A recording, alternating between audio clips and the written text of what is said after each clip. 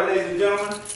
Hope some of you, did you get the messages this morning? I mean, today? From the call system? All right. All right. We're going to be looking at 2 Kings. Yes, sir. Yep. Start the 4th chapter. But before and it's talking about Elisha and the woman with the oil. It just came to mind that I guess in the first one with the widow and the woman, widow and the oil was with Elijah. So both of them had an encounter with a widow, and it concerns some oil. But first, before we start, we get introduction. Something that had been brought to my attention that I thought was kind of interesting, and it has something to do with the talking about debt, the burden of debt. We speak of debt. We say it's a burden, right? Because it can reflect or restrict our liberty or what we have access to. Some people judge us, all depending on how good our debt is. I mean, which is we can translate into how good our credit is, or good or not. In fact, now even when they hire, you go for a job now, they will look and see how good your credit is. Now, 15, 20 years ago, now that was unheard of. That they'll check your credit to see, you know, whether you're going to get this house or whether you was employable. But now these days, all this is in the count. And it's always been hard for a woman. Amen. Yeah, we have plus on that. Order, and we pay our bills better than a man. I would agree. As we look at it, we're going to go into one area when we're talking about debt. And it's one that we really rarely ever think of. In an interview in the store, okay. It said interview with a law professor. That's a professor of law, and he spoke about another reason that contributes to the rising debt among poor people. He said America's misdemeanor crime system, we're talking about the legal system, he says has an adverse effect on poor people. Anybody, first thing, anybody know what a misdemeanor, when we speak of misdemeanor, what are we talking about? Not a serious crime. Okay, so we're talking about a low-level offense, okay, and if furthermore, hey, Sil, good to see you. When you talk about misdemeanor, we know that you can't give a person under misdemeanor, you can't give them no more than a year in jail. Okay. I guess to make the big bucks, they like them lifers and whatever like that. But yeah, you can't give them any longer, no more than 1 year in jail for a misdemeanor. Okay, somebody ringing on me? Okay. And it says that the system often pushes poor defendants into unpayable debt. And how do they do that? Well, I've seen something about those things, the housing for what you call it, that you people that can't rent houses need help with housing. Section 8 housing. How people getting rich off of, and the poor people they don't even want, they can't even build a house in a good neighborhood. They all the people, everybody against it. This woman was on there. I don't want them in my neighborhood. I know that sound bad, but I don't want them in my neighborhood. Okay, but let's stick with the legal system. So how does the legal system benefit and keep poor people poor? Well, like that, the housing. They get housing and it only lasts so long and well, now legal system ain't dealing with the housing. Well, because is it? I'm sorry. I think because you have to put up, so the houses they have to put up. Okay, when it comes to payments and fees, so we're talking about they're putting up the bail, which are the legal fees or payments so high. Now remember, now they're already poor. And for whatever reason, they didn't got caught up in the legal system with a minor offense right now. But yet, the legal system operates on cash transfers. Yeah. And you got judges and stuff now that are putting up, the fees are so high that the people can't pay it. So now we get into another turmoil. And it's interesting that this law professor on this interview had noticed something. Now, that's something, if we were talking about finances and talking about debt in America, now me personally, that would have been the first thing that came in my mind is talking about the legal system. Yeah, But the legal system is a cash cow.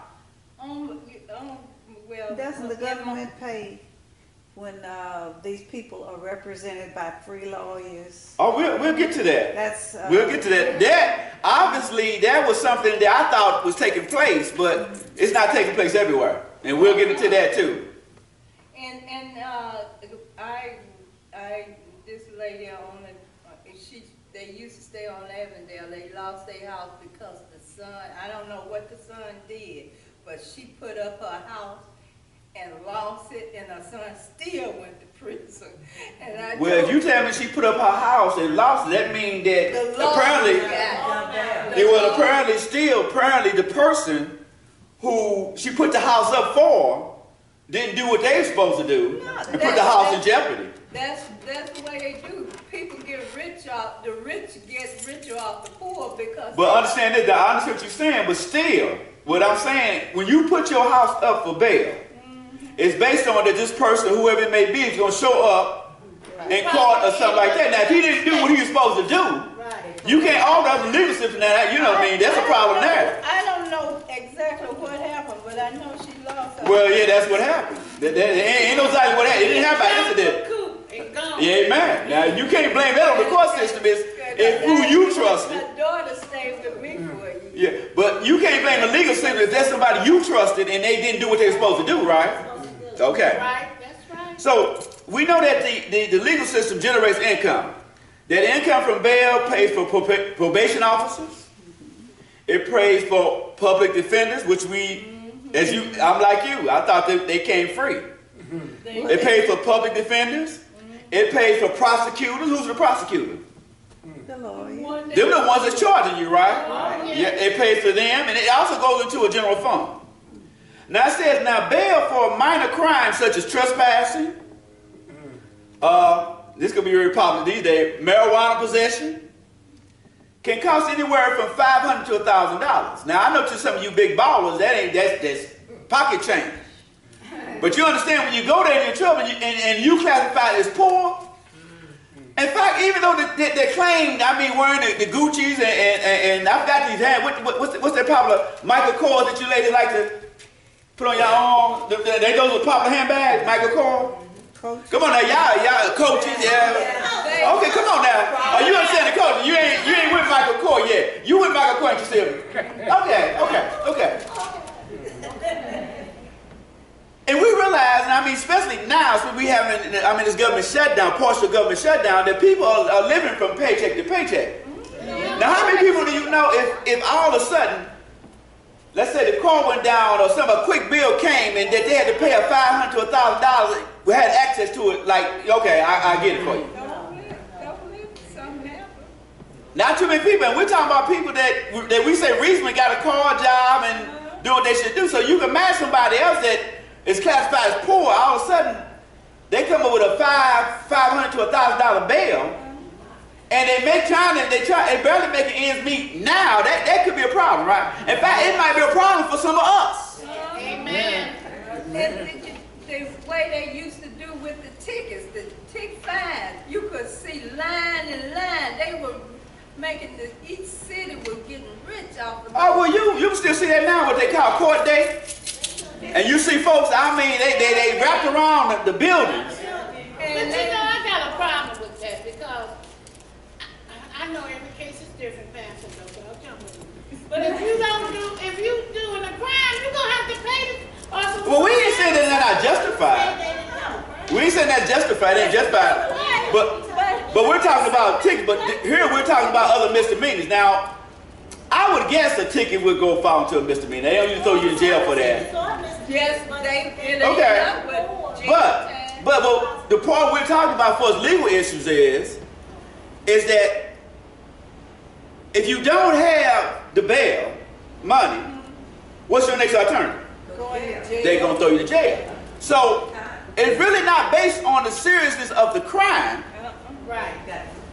It's whether you got the money or not. And you know, there used to be a term, what they call paupers prisons.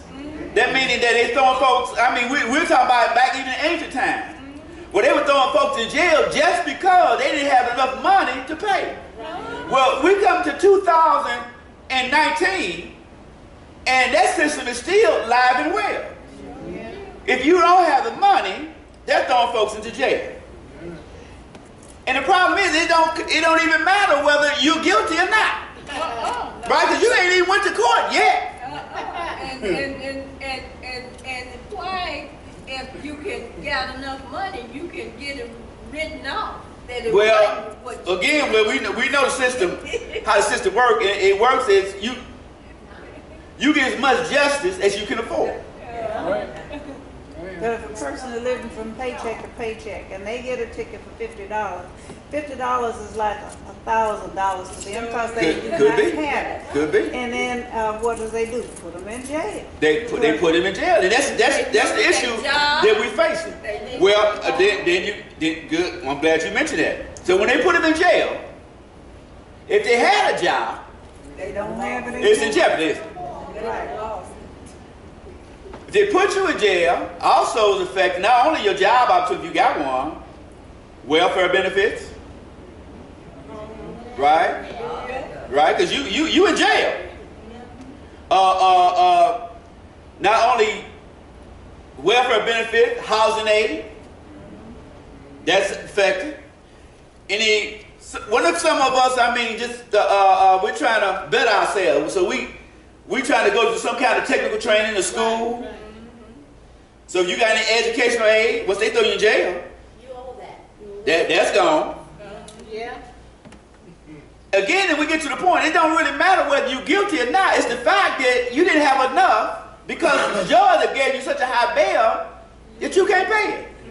So it don't matter whether you stole a car or stole a donut. If you ain't got the money, they put you in jail. Then what about those that may be incarcerated that have children? Now what are they facing? Children go into social services.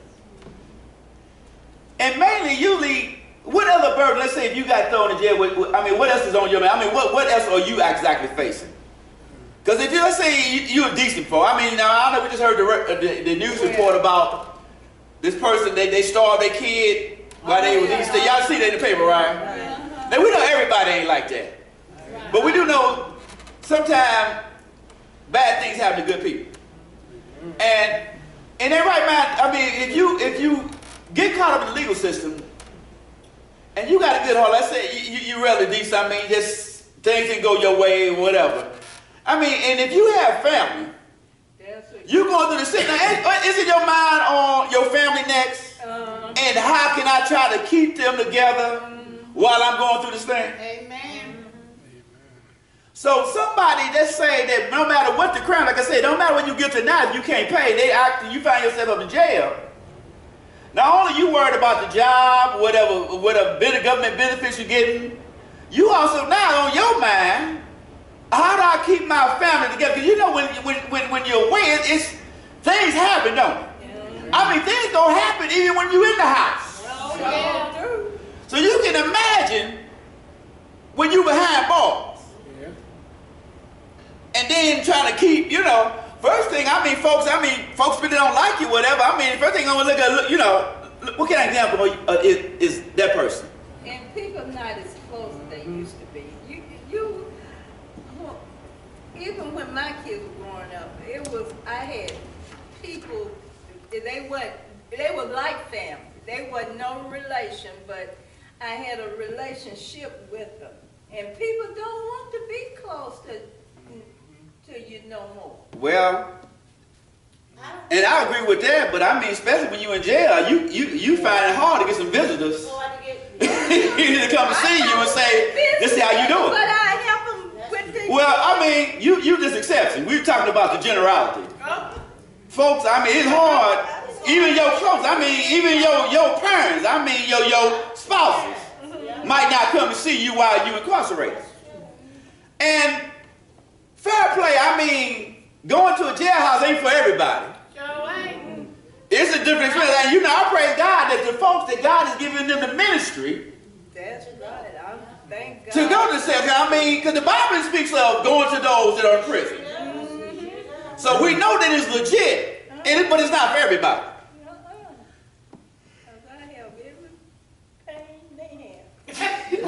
Fair enough, fair enough. Now, what about if you're going through and let's say a bill is set that's a challenge for you? Wow. What about borrowing the money? What problems might that be? Because that is an option, right? Go ahead, Oh my God, what is it? If you borrow 500, you owe 1,000, don't you? Isn't No, you owe 50, you owe probably owe 20,000. So, No, Sister Kasha, come on, Donna. She go for 520,000. I see people get this you pay back 1,000. But tell me this. So what is the problem? Okay, y'all can tell me. So what's the problem behind that? 500%. You already the interest. Okay. So you already in debt. You find it hard to pay the legal fees on the normal thing. Right. So now if you go to these people or whatever loan, whatever you do, a title loan or whatever home loan, that the interest on it is crazy, right? So you already in debt. All right, I ain't gonna be talking against everybody now. All right. They charge you working 500 to 700% per 500. So what you done now, effectively trying to get your way out, you effectively dug your way back in, right? Yeah. So you even deeper. And since you're in that deeper hole, what else does that affect then? Your livelihood, your credit, right? And no matter what folks say, credit is an important thing these days now. Oh, she said depression. Oh, well. That makes your spirit. No, like, I can't get out of this. Well, you know what? I have been some time, thank God ain't been few, when my money been low. And I mean, I ain't no debt number, but if I ain't got no money, I'm sad. I mean, that just don't feel good going around no money. I'm just saying. Now, come on, y'all laugh, but how many of y'all feel good you ain't got no money? Right. We can relate.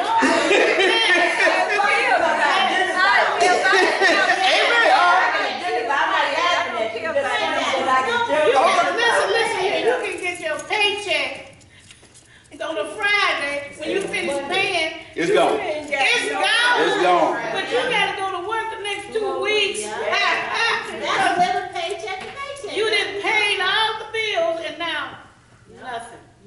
Okay, so we're talking about our legal system, right? Yeah. Now we're gonna bring some things down.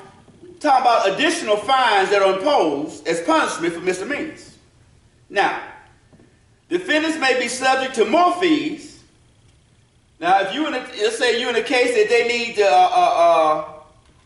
charges for DNA tests, they ain't covered by the system. That's on you. Don't look at me. I ain't doing it. Applications for a public defender, Sister Collins. Court cost. That's a cost. Now, I'm like you. I thought all that I believe it used to be free, but not no more. So why did they say free? That was back then. It's not now. Lock you in. Not anymore. That's a cost. Simply because you can't afford to pay a fee, that's another charge. Penalty fees. Now I cannot pay. You said bill 500, and I can't afford that. So they always give you a certain amount of time. Now, when that time expires, if you ain't paid, they got to take it to the court, whatever. That's the extra fee. That's just like paying your taxes. If you can't pay your tax on time, when the Ain't too much tax is different. up, you have to pay a penalty for being late and so much for so many days and all of that.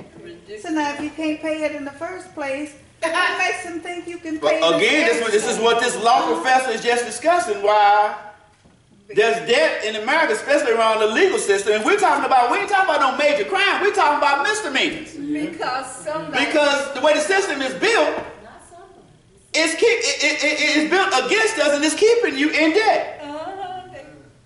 What about fees for, they'll charge you a fee for having been in jail. Now, I didn't think you got charged.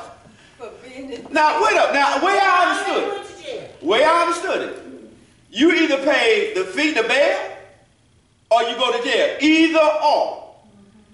I always thought that you could pay your time off by being in jail if you couldn't. You know, but what do we say? Don't do the crime. You can't do the time. So you either pay the money or you go to jail and do the time. But once you done the time, well, it used to be when you done the time, you were free. Housing you, clothing you, feeding you.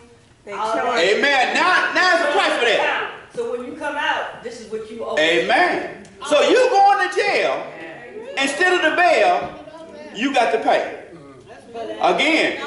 And what she talking about, see, they're right. Even your health care. Now we heard that we know that there's medical in jail, right? Yeah. We usually get aware of it. We look at the movie, somebody got jumped on, beat up, and they're in the medical, right?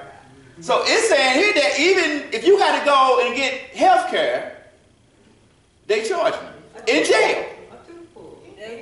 In jail. So when you pay them back? They don't never pay them back. They stay in jail. Well, you can really get out. Restitution, yeah, but you're going to have to make up that bill. That bill goes with you. Yeah. Now, tax-wise, since I do taxes, you can even go to bankruptcy court, but it's two things you can't wipe off. You wipe off everything else, but what's the two you can't wipe off? Student loan and what else? Jail.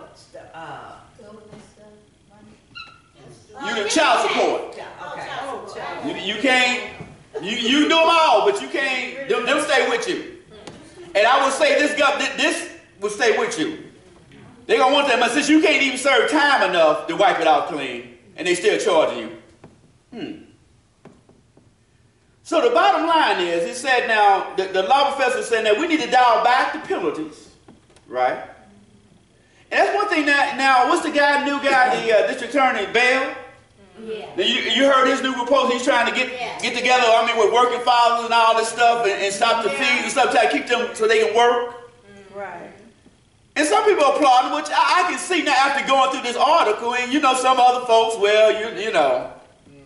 But again, if you take away, because they had in some cities that if the guy on child support, then they would take away their driver's license. Yeah, absolutely. Well, how can if the Lord they got a job, how they gonna get to work and you took away their driver's license? See, so in reality, trying to make sense, we ain't making no sense. And people, and they keep running, and the person keep running, and everywhere they go, it's got a cloud over their head. Well, I can understand about this article that things are not easy. So his thing was we need to dial back the penalties and use what we call the debtor's prison for misdemeanors the way it should be. That we should, those that have committed offenses, we should be able to deal with those for correction, right? But we should make the system so that even people that is based on so much of money where people, so it's not really focused on what the crime was. It don't really make a difference. It's all about whether you got enough in your your financial account to get you out of it. Come on, somebody. Somebody gonna build another prison for you. Well, they building prisons out there. Amen. We know that's popular. We see why. Build a wall. We see why. So let's go to the scripture. We talk about Elisha and the widow's oil. We're gonna find out there's another woman that had problem with debt. So when you get there, somebody read verse 1. 2 Kings 4th chapter. The wife of a man from the company of the prophets cried out to Elisha. Your servant, my husband, is dead, and you know that he revered the Lord. But now his creditor is coming to take my 2 boys as his slaves. Now, back in those poor people and debtors were allowed to pay their debts with their children or themselves. I mean, it was a allowable thing. But again, if you read in the scripture, they wasn't, slavery wasn't like it was, I mean, as blacks are accustomed to when we came over to America. They wasn't beating them to death with no will. I mean, because people would voluntarily give themselves of service to pay their debts. But understand that God had ordered rich people and creditors not to take advantage of folks that had needs, that were going through some extreme times. But we find out just from verse 1 that this particular creditor, obviously he didn't know the Lord or he didn't care. Now you know there's some folks now, believe it or not, they know the Lord, they know of the Lord, but they don't care. They don't care. It's all about them. All about them. So he was coming with force saying, now your husband owed me money. And we even got that today now, just because, you know, it's some that even though your spouse may die, somehow to him, you still on the hook. Sure. Amen, somebody. Because I have paid debt. Amen. So this man came and said, I don't care about that your husband died. Your 2 sons going to take up and cover this debt. So she went to the prophet, Elisha, that asked him for help. And remember now how she came, she said, now you know my husband, he's dead, but you know of him, but you know his memory, that he was a man that loved the Lord. 2. What can I do to help you? Elisha asked, tell me, what do you have in the house? Nothing at all except a flask of olive oil, she replied. Okay, all I got is all. I don't even know why you asked that question, Elisha. I mean, if I had something, I wouldn't be coming to ask for you. But yeah, what do you have in the house? Nothing. You can imagine now, like we said in the misdemeanor court, your bill is at $7.50. What do you have? 7 cents. That ain't going too far. So you imagine standing saying, but hey, I have nothing. Even the car, that if I got one that came down here, it ain't even worth $700. It's a hoopty of a hoopty, right? Got nothing. 3. Then he said, go borrow the vessels abroad of all thy neighbors, even empty vessels. Borrow not a few. Okay. Borrow a lot of them. So what I'm saying is that go borrow vessels from everywhere. Don't be particular where you get it from. Friends and neighbors. From all your neighbors. Empty vessels.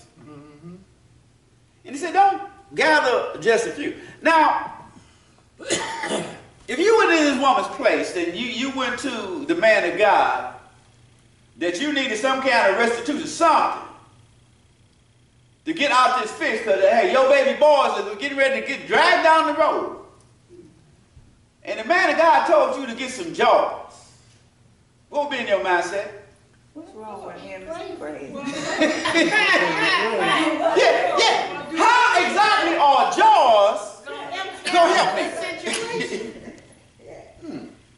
But ain't you glad the Bible say that God's ways is not our way? How many times have God spoke to you about some stuff that it really make no sense? At the time, till you see it. And I believe that with all the stuff that's going on, the Lord is working it out. We're going to be amazed of His Yes. Well, you know what? Yes. I know it's been revealed to me. The Lord talked to me, and He told me now. I know we've been talking about Trump, and all that. And it came, I don't know why it came to me early, but God told me, Trump, no matter how crazy you think, Trump is judgment. Yes. Of course. He is judgment. But everybody can't see that. No, but and I didn't see it for a while until you came spiritual. It had to be spiritually discerned. Oh, yeah. Yeah, this is what this is all about. Yes. And you remember so many times I have told you, and I said now, as bad as America's been, I mean, we number one pornography exporter, and we go on and on. And I have said one time, you remember, I told you that if God don't punish America, he owes Sodom and Gomorrah an apology. You right. And everything he said when he was running, nobody said nothing. That's right. Everything. He said everything. But they knew we was crazy way before then. But can't you see that God turned America over to a reprobate mind? Organized crook. So that, for him to even get in was a perfect storm. Everything, with him, the perfect storm. And nobody can organize a perfect storm but one person I know. And so we look at him in office, all the stupid stuff he's doing, how he makes America look absolutely ridiculous, how all the haters and racism and everything is coming out back on him. He's judgment. Remember, and we talking that God creates both good and evil. And somebody asked the question, well, why would God create evil? It's easy. Evil is judgment. Yes. What you say, Mike? No, they were so glad to get rid of Obama. They wanted to drive him as far away. Perfect storm. All of us as far away from the White House as But possible. he couldn't get in anyway. He served both 2 terms. So we didn't ask for a fool. But I do believe that was just part of the debate to bring in that perfect storm. That's right. Because you're right. Their mind, especially the racist mind, was so bad with anything except this black man. That's right. Yep, that's right. Said he was done. And look what they got in. It's just amazing. Still, I've even heard some of them folks that ain't even got paid. Are still supporting him, talking about, yeah, we got to get that wall. I'm like, wow. Man, look here, you want to look at one of my chicks and see what walls look like? What got me? No, what got me? And they said they had the nerve to give them some stuff, check stubs with zeros on it. Wow. Really? Sure did. All zeros. And then tell them to go find a job, babysit, cutting grass. Yeah. Oh, that's terrible. But they were saying cigarettes, you gotta be this, that, and other to get cigarettes. And then these people turns around and legalize marijuana for not just medical use, but for recreational use. And that makes people crazy. Cigarettes, they can smoke a cigarette all day. It didn't make them high enough to go out there and dance on top of a moving car. Amen. I'm telling you, if you put it all together, Trump is judgment for America. Yes. Go on TV and tell them all. All right, 4. And when they are come in, and thou shalt shut the door upon thee, and upon thy son, shall pour out unto all these vessels, and thou shalt set aside that which is full. Why did they have to shut the door? So nobody won't see it? Or what? But What do you think? I read the whole chapter, and all the things that the prophet did, he always shut the door. I didn't get that. Okay, very good point. You remember when Jesus was healing the daughter? No distraction. Those distractions, and sometimes you got to get rid of them haters because they will mess up the blessing what God is trying to do. And hey, they even come to some of your kinfolk. If they are daughters, haters, non-believers, and you know God is doing a great work in you, shut the door. Or you want to get out of this room, go downstairs. Especially, let me give you a point. If God will give you that calling and stuff, when you let's say saving folk, drawing out demons and stuff like that from folk, evil spirits, you don't want nobody weak around you. No, you dealing with demons? No. You cast out? No. Because if you don't know, the demons don't know. Amen. Because if they can't work through you, they'll get the weaker one. Come on, somebody. Yeah. So some things, not all the time, but some things, I mean, hey, don't be afraid. You got to put some, because they messing up your flow, that the spirit work. Hey, I still love you, but God work come first, right? Amen. All right, so shut the door behind you and your son. So all the sons haven't been pulled out the house yet. But they'll say they had a date. They were coming to get him. And the Bible says that they got all the vessels, set aside the full ones. Again, now, let's go back to 3. But all I got, Elisha, is a jar of oil. Now, I didn't say jars. One, right? Yet they got all these bottles. And saying they put away they put aside the fulls. So the miracle is already in the process. Because it came from one jar. All right now. 6. 5. Oh, 5, excuse me. She left him and afterwards shut the door behind her and her son. They brought the jars to her and she kept pouring. She kept on. What do you think as she was pulling it from that one jar? Come on, somebody. Look, somebody getting their rock on it. Hey, man. Come on now. Come on now. That's why I want to. Anybody feel a shout? Yes. All over the place, up and down. She was like, Because see, somebody ain't going to understand. good thing she shut the door because they would have thought she was going crazy. Amen. Now, come on now. Was that the reason why But they still heard. I told me to shut the door? They heard it. But my God. What? Now, Rabbi Herbert, what do you think our sons were thinking? Because you remember, they was in this drama too, right? Oh, so They was very close to the They drama. could see the They was blessing. seeing it, and they was probably happy too. Feeling it. Happiness They flow could over. see it. Wait a minute. She said, Well, understand this now, and we get back to the late scriptures now. He didn't really tell them yet what they was going to do with it. yeah. So it might not even been in their mind yet about what to do with it or something, right? All they know is born. Oh yeah, they were just born. That's true. They were just born. Amen. They were getting the, They might have been amazed, caught up in the middle. Yes. Yeah. Bring the You remember when I told y'all that sometimes it's all right to hang around somebody, a blessed person? All right. Yeah. You don't have to understand what's going on, but if they get blessed, We're gonna get blessed too. the Bible says it rains and it blesses on the just and unjust. So your unjust self can go in there and get That blessing. Get that blessing. Have no doubt about it. I don't even like you, but I'm here to get the blessing. Amen. a lot of people follow Jesus because he was doing something good. Amen. Now we went to that, right?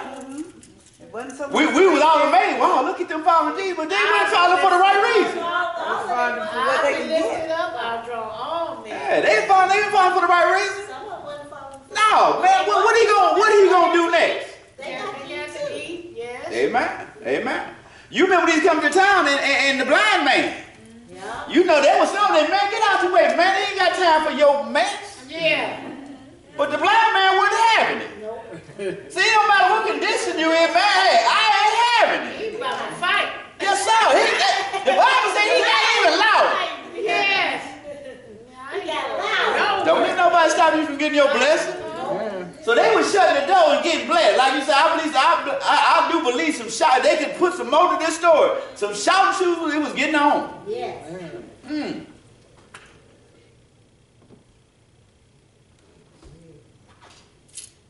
He's a good God, ain't he? Amen all the time. 6. And it came to pass, when the vessels were full, that she said unto her son, Bring me yet a vessel. And he said unto her, There is not a vessel more. And the oil stayed. Amen. So she was in the mix. Man, all she know, man, hey, keep them coming. That's good. she asked, well, I need another jar, and they told her, this is it. You don't have another. And isn't it amazing? The Bible says that the jar, the one single jar, Yeah. It stopped. No. well, I've been pulling up like this. I said, I don't know how these other 100 got thrown anyway. It kind of, don't it remind you when Samuel Yes. Yeah. Yes. and David, Yes. and you remember he had the jug? Come on, somebody. But he went through all the It brothers. was all up, man. Wasn't nothing coming out. And you know what he said? He said, it's got to Somebody be. else. And why did he say it had to be somebody else? Because the oil didn't pour yet. It's got to be another. But it was more behind it than that, though, because the order pulled. Why he asked, it must be another one. Because the Lord said. Because the Lord had told him, and we know that the Lord ain't no joke. That the Lord said it. That's why he Now, said. it might not be happening the way he said it, but it must be on me. It's something I done done wrong, because the Lord, He knew. he knew, don't He he? said, you got another son. Where is Yeah, he? you got to have it, because I came here with the instructions. That is, Well, yes. y'all don't understand the instructions. God told me. See, Yes. if we had folks to believe in every word, He said. That's what He the said. Bible said. I believe. just among the same before we even get outdoors, just among the same, we would have less problem than what we have now. Just What believe. we got now, all the saints trying to get their own private interpretation of what God has said, but there's only one interpretation. It is in the That's Bible. right. It is in the Bible. That's right. And not add your little. Come on now. to it. And the Bible told you, don't add nothing, don't take nothing away. But why do we do it all the time? Because we stupid. And But we just believe God, just took God for his word. help God Just out. take God at his word. We just took God for his word. Right. Boy, where would we be right now?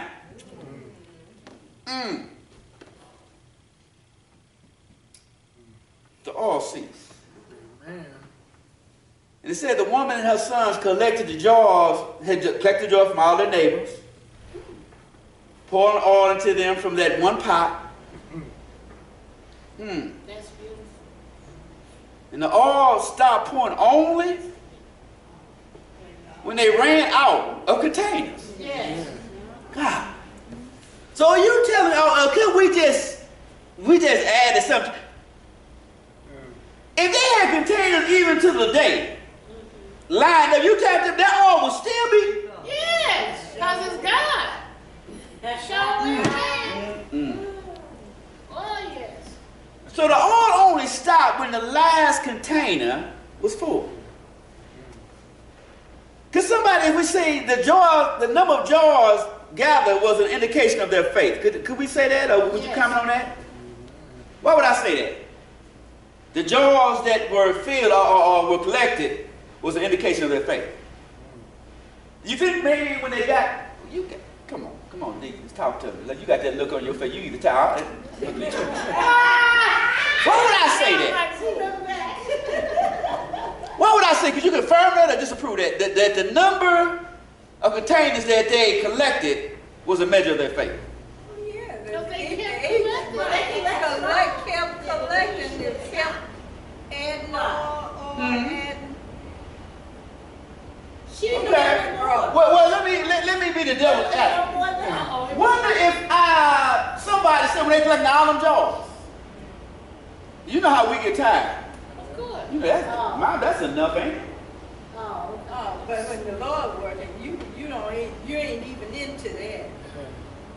But then again now, remember the statement. Was the number of jars collected a measure of their faith? Yes. Yes, each jar filled was the growing of their faith. But that's what they had collected. Now we said stop at the last one. Right. What we're saying, what I'm asking the question is it possible that they could have got more jars? Well, you know what? Because it said, I feel Well, there was no more when than they kept left for them to fill. when they kept bringing the jars and that oil kept coming, that there's something in them that their belief, their faith, we gotta get moving, we gotta keep going. Well, I'm assuming though, Margaret, is that they had got all the jars first, so they didn't go back and get no more. But could they have gotten more? That's what I'm saying. That adrenaline caused them to keep collecting. So when that all stopped, they knew they had collected the amount that was needed. It wasn't no more. Well, again, we don't know, because she wouldn't ask them what they want to do next. So we don't know that I don't think they had it in their mind that, well, this is enough financially to take care of da-da-da. That's why they went to the man and God asked him what he wanted to do. They had to know when it stopped pouring that it was enough. No, they had to know they stopped pouring because they didn't have no more vessels. They had nothing to do with their knowledge. They didn't know they didn't have any more vessels. They could not have known that. How come they knew how many jars they had? They couldn't pour any more because it stopped because the jars. What I'm asking, right? If they had more jars, with you. Okay. Now what you saying that they would have known because it stopped pouring, so they knew they had the right. That was it. No, I'm saying how could they know? They didn't know. They know when the jars, when the oil stopped pouring. No, the oil didn't stop pouring because of that. The oil stopped pouring. They had filled the jars that they had. Thank you. I said that. No, you didn't say that. You didn't say that. No, ma'am. No, ma'am. You didn't say that. No, you said it they had stopped pouring when God stopped the oil from pouring because. But we know that. Right. What we're talking about is the number of jars, Margaret. You don't know the number of jars, Pastor. We didn't say that. We didn't say that. We're saying that the number of jars stopped when the oil stopped, right? But we're saying, was that a measure of faith by the amount of jars they had? Yes. Yeah, Joy, they wouldn't have been out looking for all the jars. Right. What? Y'all still missing it. Could they have gotten more jars if it's by faith? Did they get tired along? We don't know it. I'm just hypothetical. But they did not know when to stop. When to stop. They knew when the oil stopped pouring. Well, that's obvious. That's obvious. Of course, but that was afterwards. Could they have gotten? Couldn't they have gotten more jars? Did they get tired along the way? We don't know. If they had gone to more people, maybe they could have gotten. Amen. Right. And the oil would have kept pouring. That's what he said. Would the oil have kept pouring if they had gotten more jars? Amen. It's possible they could have gotten. Possibly more. Right. We don't know. We don't know. There's just another alternative. We don't know. Don't nobody know. God will know that. We just put it out there in a hypothetical situation. All right. What we're saying now is beware, and we now brought that up, is beware of limiting God's blessings. Yes. Because sometimes we limit what God will do for us by ourselves, by what we do, the action that we take or do take. Beware of limiting God's blessings. And we can limit those blessings by a lack of faith and by a lack of obedience. But we know that God is able to do immeasurably, abundantly. I love that part. Abundantly more. And that's in Ephesians 3:20. Y'all, if you need some key verses, just you need some cornerstone, that's a good one.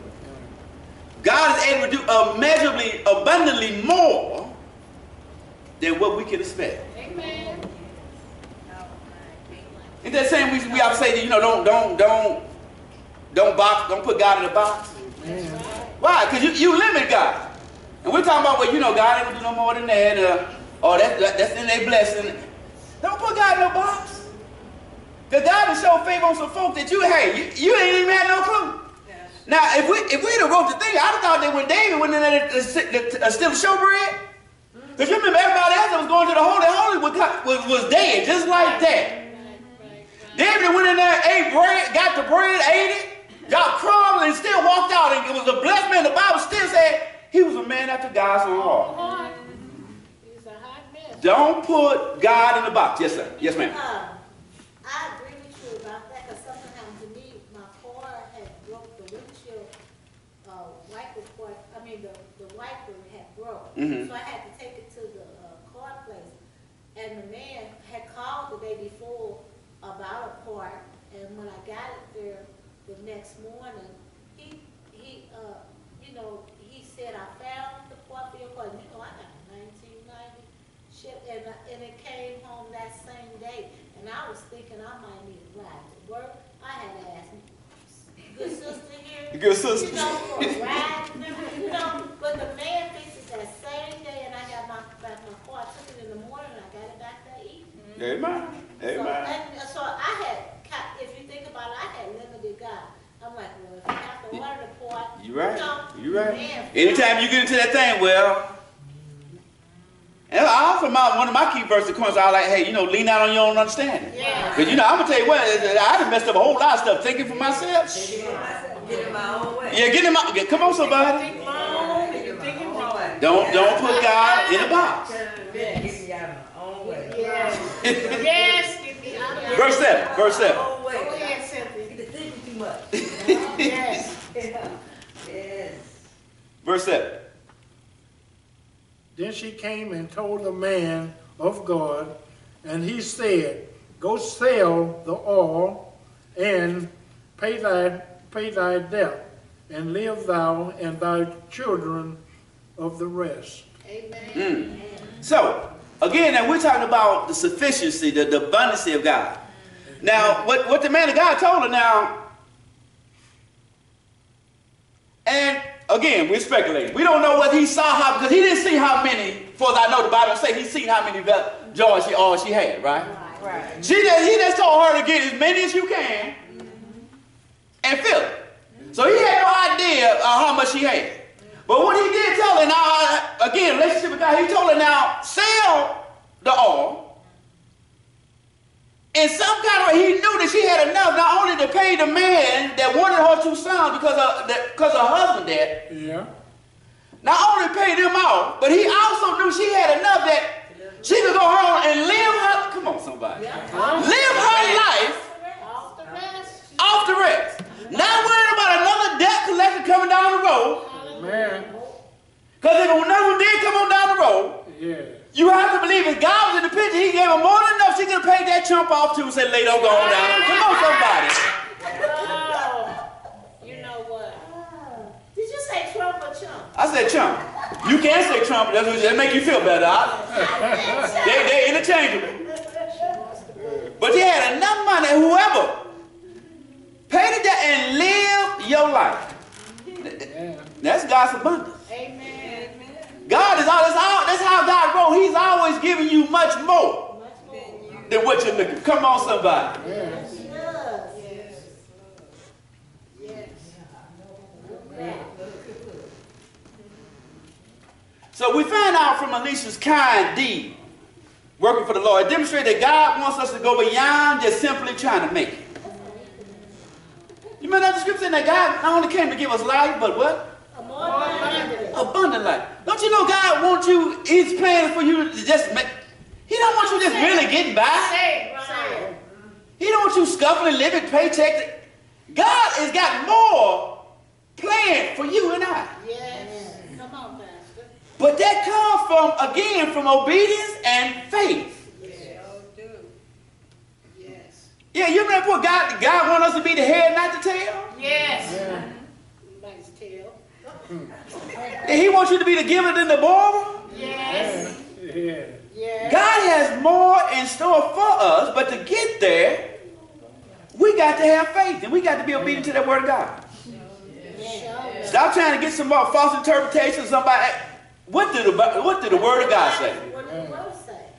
Right. It's in the word. You stick with the word. You don't have to worry about You can't go too far wrong, can you? Well, not. And say, I put a little something in there. Y'all got, oh well. No, you follow the word of God. Ain't it? You can't go too far wrong. You ain't gonna go wrong at all. Come on, somebody. Go ahead. So you be able to catch them little things. Because folks are slipping kind of things up into your spirit. Just some little doubts like, oh no, God's perfect. You follow that word, you'll never go wrong. Now, does that mean that things gonna always go your way? No. Because You don't expect it. you're not Because it thinking. ain't about you. Who the It's Lord your loves, life. He It's chased. to glorify. He put us to glorify Him, not to glorify ourselves. That's Amen. right. Amen. Beautifully put, my sister. Amen. Yeah. Good. Makes you careful. So again, walk by faith and remember that God is, we all go through. Yes. But there's nothing simple about you. Simple thing. God ain't nothing God want us, God didn't put us here to be beggars. Amen. But keep the faith and be obedient to God's word, and God will bless. It's in his word. Yes. Now, I might lie to you, but God's word ain't gonna never, ever. Man. Come on, somebody. Amen. We see that. Any questions? That clock is wrong. Oh, yeah. I'm watching mine right here. We got about a couple minutes here, so we good.